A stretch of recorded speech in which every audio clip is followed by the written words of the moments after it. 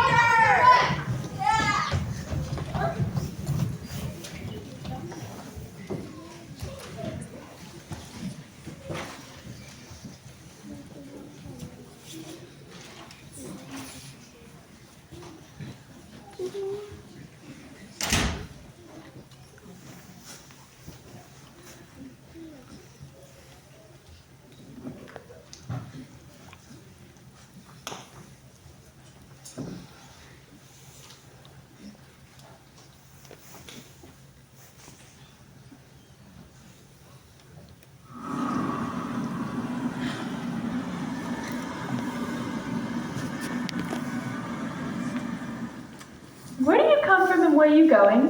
Look up, speak nicely, don't twiddle your fingers. I'm sorry. You see, I've lost my way. I don't know what you mean by your way. I'm the right queen, and all the ways about here belong to me. But why did you come here at all? I only wanted to see what your garden was like, Your Majesty. When you say garden, I've seen gardens compared with which you'd call that a wilderness. And I wanted to see if I could find my way to the top of that hill. When you say hill, I've seen hills compared with which you'd call that a valley. No, I shouldn't. A hill can't be a valley, you know. That would be nonsense. I've heard nonsense compared with which that be as sensible as a dictionary. This must be Looking Glass Land. It's marked out just like a large chessboard. A giant game of chess being played all over the world. If this is a world at all. Wait, I remember.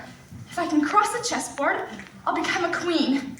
And if I become a queen, I can go home. That's easily managed. When you get to the 8th square, you'll become a queen. Come along. Faster, faster. Don't try to talk. Faster, faster. Are we nearly there? I'm getting cold.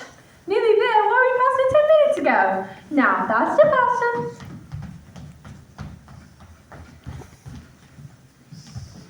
You may rest a little now, my dear. We've been in this same place the whole time. Of course we have.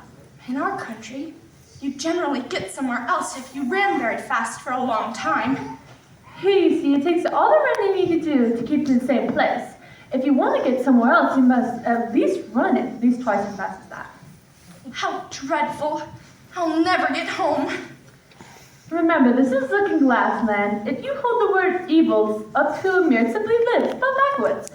I guess you're right. So, cheer up. Take another example. Look at this poetry book.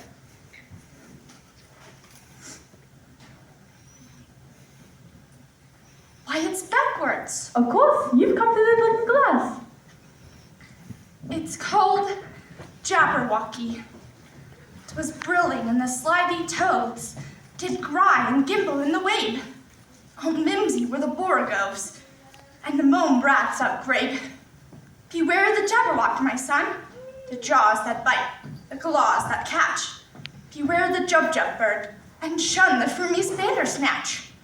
And as in uffish thought he stood, the Jabberwock with eyes of flame came whiffling through the tulgey wood, and burbled as it came. 1, 2, 1, 2, and through the forked blade went snitch, snicker, snap. He left it dead, and with its head, he went galumphing back. It doesn't make any sense.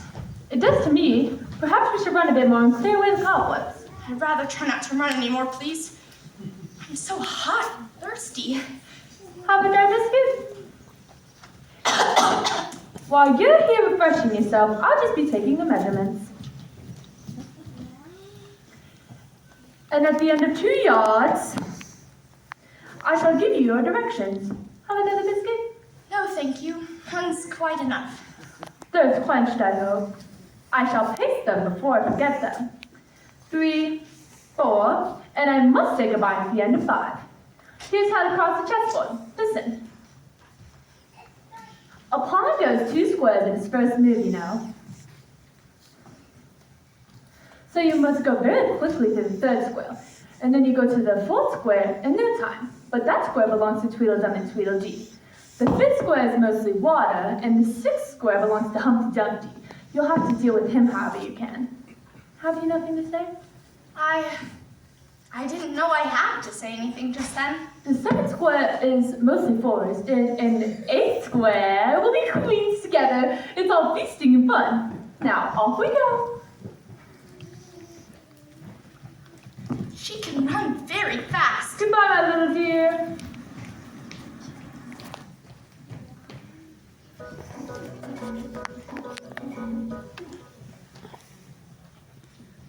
If you think with statues, you have to pay, you know.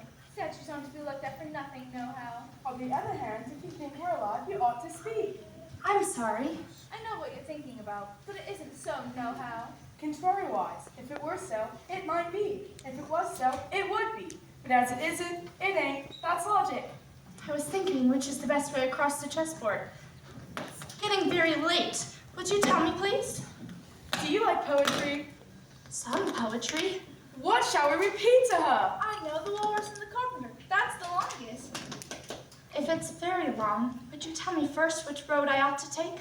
Sit down and listen. The Walrus and the Carpenter were walking on the strand. They wept like anything to see such quantities of sand. If this were only cleared away, they said, it would be grand. Sit down. Oh, oysters, come and walk with us, the Walrus did beseech.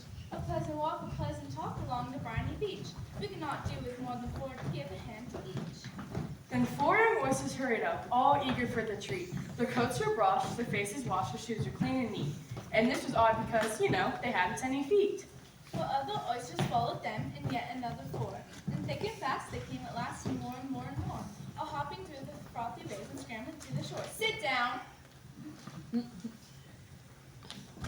The Walrus and the Carpenter walked on a mile or so, and then they rested on a rock, conveniently low. And all the little oysters sat and waited in a row. The time has come, the Walrus said, to talk of many things, of shoes and ships, of sealing wax, of cabbages and peas. And you why the sea is boiling hot, and whether pigs have wings. A loaf of bread, the Walrus said, is what we chiefly need.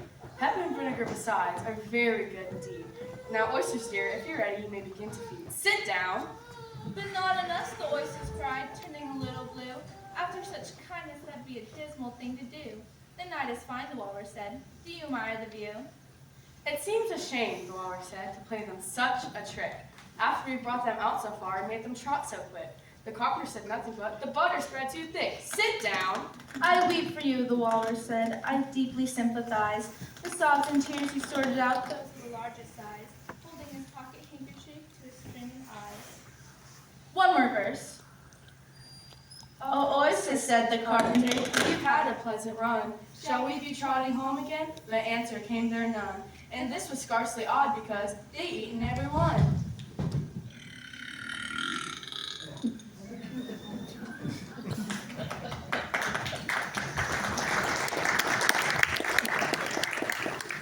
I like the Walrus best because he was a little sorry for the poor oysters. He ate more than the Carpenter, though. He held his handkerchief in front so the Carpenter couldn't count how many he took. Well, it was a very unpleasant tale. But would you tell me the way to Humpty Dumpty? It's getting dark, and I think it's going to rain. Don't get wet. Such selfish things. I'm lost, and I do so need help. Somebody please help me.